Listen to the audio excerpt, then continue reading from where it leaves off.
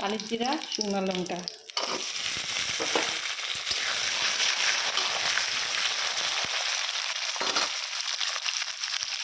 রসুন আছে, পেঁয়াজ আছে, কাঁচা লঙ্কা আছে।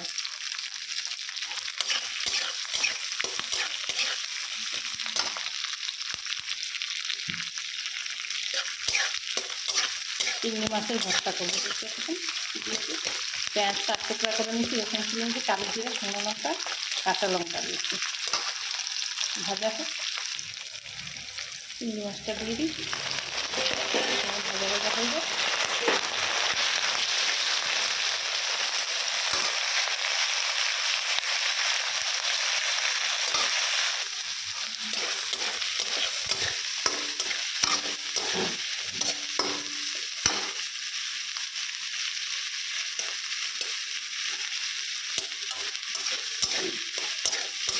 টমেটো দিতে পারতাম, টমেটোটা দিলাম না, একটু অন্যরকম স্বাদ হয়ে যাবে। টমেটোটা স্কিপ করে যাবে, লেবু চিড়ে দেবো, দেখতে থাকুন। আর ধনে পাতা দেবো, নুন দেবো। এখন এতক্ষণ নুন দেয়নি।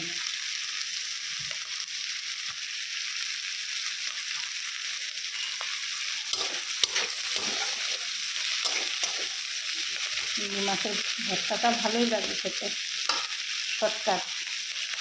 ভাজা হয়ে গেছে, ধনে পাতা দেবো।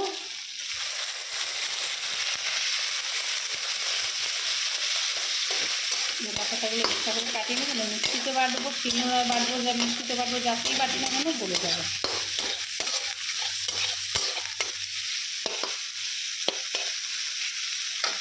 একটু লেবু চিবিয়ে দেবো।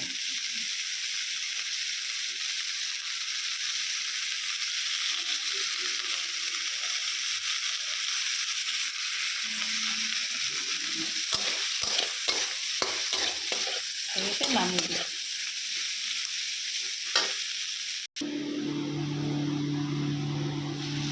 বাটা হয়ে গেছে, আবার একটু তেলে দিয়ে দিলাম, একটু কাঁচা সরষের তেল দিয়ে দিই, সেন্টটা আরও ভালো লাগবে।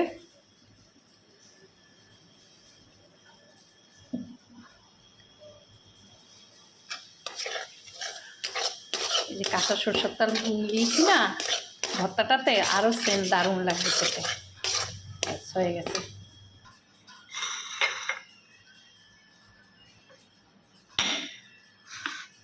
ঝামেলার রান্নাঘরের ঝামেলার রেসিপি আপনারা খেয়ে দেখবেন। আর যে যেখান থেকে দেখেন না কেন, আমার ভিডিওগুলো লাইক, কমেন্ট, শেয়ার, সাবস্ক্রাইব করবেন। আমার ইউটিউব চ্যানেলে দেওয়া থাকবে হোম কিচেন টুলু দেবনাথ, আমার ফেসবুকেও দেওয়া থাকবে টুলু দেবনাথ হোম কিচেনে। আপনারা যেখান থেকে খুশি, একই ভিডিও 2 জায়গায় দেবো, যেখান থেকে খুশি দেখে নেবেন।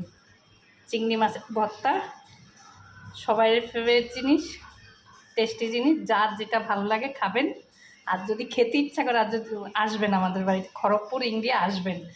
আর কথা হলো গিয়ে, যদি কোনো ভুল হয় তাহলেও আমাকে বলবেন। সবাই ভালো থাকবেন, রাখি, নমস্কার।